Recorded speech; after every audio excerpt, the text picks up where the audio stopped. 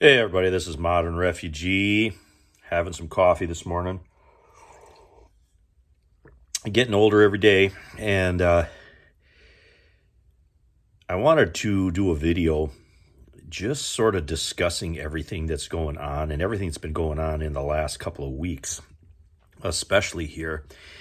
And I guess to put it plainly, it seems like everything is coming to a head or some type of conclusion. And well, I'm too young. I don't remember all the civil turmoil of the 1960s.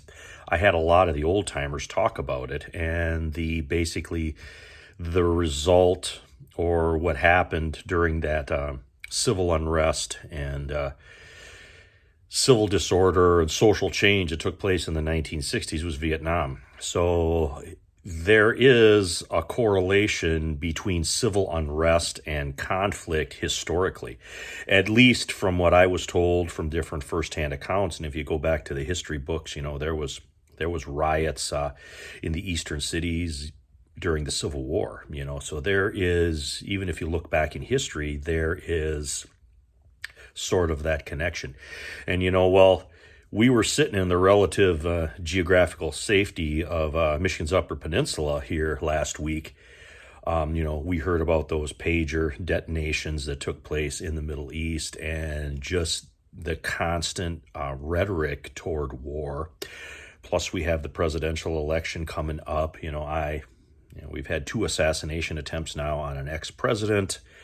And I don't care what your political persuasion is. When anybody with an objective mind looks at that kind of stuff, there can be nothing good that would come out of those intended outcomes, so to speak. And the people that I was hanging out with last week, they all had pretty much the same. They figure that something is up, something is coming to a head, and there's going to be, some type of event or something that's going to arise just from everything that's been going on. And of course, I've thought that for a long time. The pandemic was a good, teacher as far as preparedness goes. Pretty much everybody, unless they were living on a rock or camping in Papua New Guinea for like 7 or 8 years, knows what things looked like in the spring of 2020 when everything kind of shut down and quit. And I think there's a concerted effort for the powers that be to prepare, even though they tell the average citizen, have a couple days food and water or whatever the official line is now. But they're building bunkers and stock and stuff too. So it's kind of a double speak. Do what I say, not what I do. And that's another thing too. Always look at what people and the powers that be are doing. That is, what are they doing? Oh, well, we're not going to go to war, but then they're flying, military equipment on the other side of the world and stuff. So, they're doing that for a reason. They try to control panic through the news media, and that's how they've always done that. When they want you to panic, they'll, crank up the news so everybody panics. If they don't want you to panic, they're going to downplay everything. That's just, I guess, governmental controlled media 101. And and I've said this before in other videos, there is so many connections between the corporate world and government. You can't really even separate them. There are liaisons in all the big companies that go back to the governments. Doesn't matter whether it's telecoms, whether it's banking, whether it's food distribution. They all have their private numbers where they can talk to the people in charge, and those phone calls go back and forth. Hey, .gov will call up and say to this particular company, hey, we want you to do this or that, or it would be in your best interest, and they're going to fall in line with that. That's just how it is.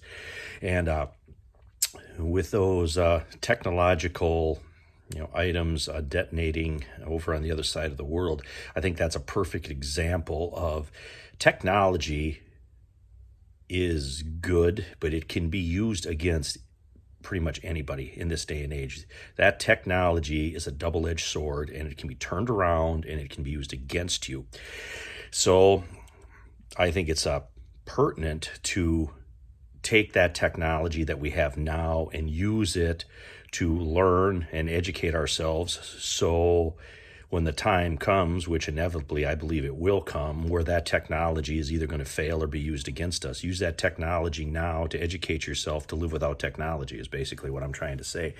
And that was the genie is sort of out of the bottle, I guess. I don't know really how to put it when it comes to, you want to know how technology can used against you. There you go. There's a perfect example. That's a physical way, but they can turn off credit cards. They can, and don't let anybody tell you otherwise, they can shut down the whole banking and commerce system. They can more or less shut down if they want to.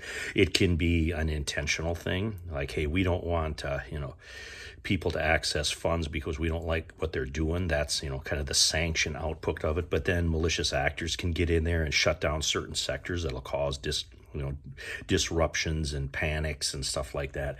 We've already seen stuff like that. We've seen with the cyber attacks. Like there was a one here in the last few months where there was a cyber attack that shut down the link between the pharmacies and the insurance companies, whatever, so pharmacies couldn't fill prescriptions. Well, you got people that are on meds, and you got people that are middle-aged that are starting to take this or that or whatever, and if those meds stop flowing or food stops flowing, you don't have to burn down a grocery store to shut down the food distribution anymore. You just got to shut down the trucks, or you got to shut down the payments so that those payments aren't moving around to purchase those items. See, there's so many points of failure in the system that we have now.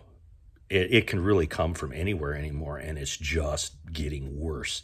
They're finding more and more ways to use technology against people, and it's going to continue. I don't see where anything is going to get better, basically, in what's left of my lifetime. And I always try to take the Hippocratic oath of preparedness to cause no harm. So I try to, prepare people, show them how to do the old way of things, which is getting the old ways on how to do things are really, the newer generation coming up literally doesn't have any basis in that anymore.